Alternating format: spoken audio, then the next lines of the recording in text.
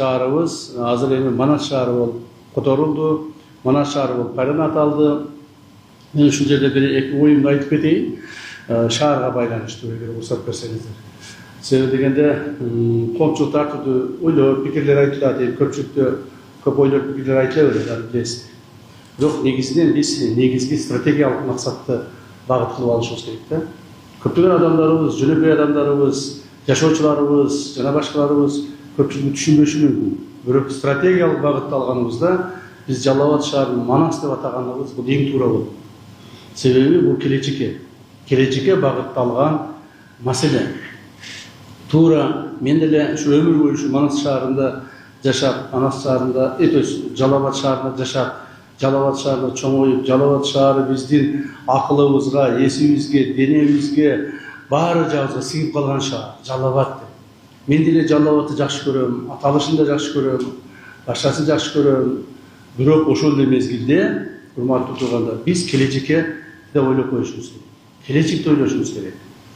Мына Манас шаары деп атадык, буюрса, Кудай буюрса, азыркы мына биз сиздер менен чогуу азыркы муундагы адамдар ошол өзүбүзчө Манас, Жалал Абад шаары деп кыжаат боло беребиз. Бирок биздин кийинки муундарыбыз, азыр мектепте окуп аткандар, андан кийинкилер, азыр мына жаңы төрөлүп аткандар эртең Манас шаарынын тургуну болуп, өздөрүнүн өтө бийик духта сезишип, өздөрүнүн Манастын тукумдары экендигин билишип, өздөрүнүн бул тарыхтагы ордуну билишип өсө турган чоңдай муун пайда болот. Мына ошого биз багыт алышыбыз керек. Ошого багыт алышыбыз керек. Ар ким ар түрдүү деп атай берет. Манас, то есть Жалал Абад шаарынын тарыхында Жалал Абад кайдан келип чыккан, эмне болуп чыккан, эч бир тарыхчылар так атап бере албады бизгечи. Бир да тарыхчы так атап бере албады. Бирөөсү айтат, тигил Ферганадан келип калган бир кишинин аты экен дейт. Бирөөсү айтат, бул баягы мусулман китептеринен алынган бир сөздөрдүн негизинде болгон дейт. Дагы бирөөсү айтат, кече бир жомокчу бир саясатчыбыз бар. Ал айтып атат, бир хан болгонбу, бир шах болгон экен, ошонун 5 баласы болгон экен. Бирөөсү Бегабад, бирөөсү Жалал Абад, бирөөсү Кемпирабад экен деп ал жомогун айтып отурат. То есть ошентип отуруп, муну тактаган эч ким жок. Тарых тактай албай койду. А Манас деген бул.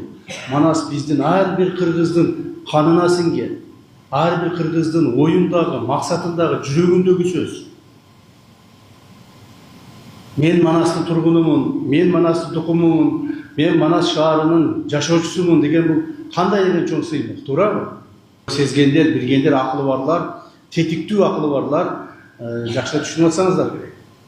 Ошондуктан Манас шаарынын аталышы боюнча мен ойлоймун, биз эң туура стратегиялык багыттагы, келечектүү багыттагы жакшы туура чечим кабыл алдык деп эсептейм. Биз ушул маселени, биздин койгон шаардыктарыбыздын койгон маселесин колдой берген биздин урматтуу президентибизге ыраазычылык билдирип коелу. Рахмат. Урматтуу тургандар, эми мына Манас шаарыны мындан ары өркүндөтүү план проекттери боюнча мен дагы айтып кетейин.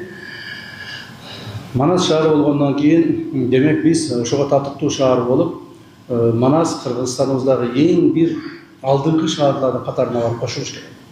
Аны үчүн көптөгөн эмгек керек, көптөгөн убакыт керек, көптөгөн адамдардын акыл эси керек, тажрыйбасы керек дегендей, жаштарыбыздын демилгеси керек. Ошону ар бирибиз чогулуп алып туруп, бир миштин болуп аракет кылышыбыз керек. Так, аракет кылышыбыз керек. Чын чынында Манас, Кудай буюрса, мен өзүмө ишенем, мен өзүмдай келечекке ишенип турам. Манас шаары чынында Кыргызстаныбыздын эң алдыңкы шаарларынын бири болот келечекте. Аны үчүн биз аракет кыла беришибиз керек, Жакында буюрса, мен ойлоймун, биз ошо Манас шаарынын, азыр Манас шаары облустук деңгээлдеги шаар. Биз эми муну республикалык деңгээлдеги шаарга айландырабыз. 2026 жылдан. Манас шаары 2026 жылдан баштап республика деңгээлде 3-ші шаар болот. официалдуу түрдө. Бул Бишкек, Ош, анан Жалал Абад. Это все Манас болот. Так? Анан үчөө. Көрдүңөрбү, мен дагы деле Жалал Абад деп адашып кетип атам да, себеби Жалал Абад деген атты мен деле сүйчүмүн. Мен деле сүйөмүн. Бирок Кудай кааласа келечекте биздин Манас шаарыбыз андан да жакшы болот. Анан сырткары саясатчылар буга чейин айтып атышпады көпчүлүгү. Мен мына биринчи жолу айтып атамын. Ой, Манас шаары борбор болот экен, Манас шаары борбор болуп кетиши мүмкүн экен, тияк деп. Аны келечек көрсөтөт. Биз ошого татыктуу болсок, эмне үчүн болбойт? Болот, Кудай кааласа. Татыктуу болушубуз керек.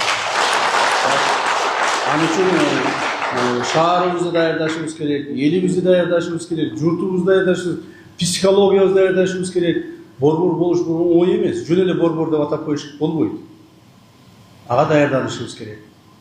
Аны үчүн биздин мына өзүңүздөр көрүп атасыңар, мына азыр эле ушул имараттан чыга калып эле карасаңар, кандай деген чоң бизде стройкалар жүрүп атат. Канчалык көптөгөн финансылык каражаттар Жалал Абадка келип атат. Ошолордун баардыгы ушу Жалал Абад шаарын өздөштүрүп, башка шаар кылып, сонун шаар кылып, мындай современный типтеги шаар кылып өстүрүүгө багыт болуп атат. Бул мына акыркы 3-4 жылдардагы чоң эмгектердин бири болуп атат. Бул башталышы гана. Мындан ары дагы көбөйөт.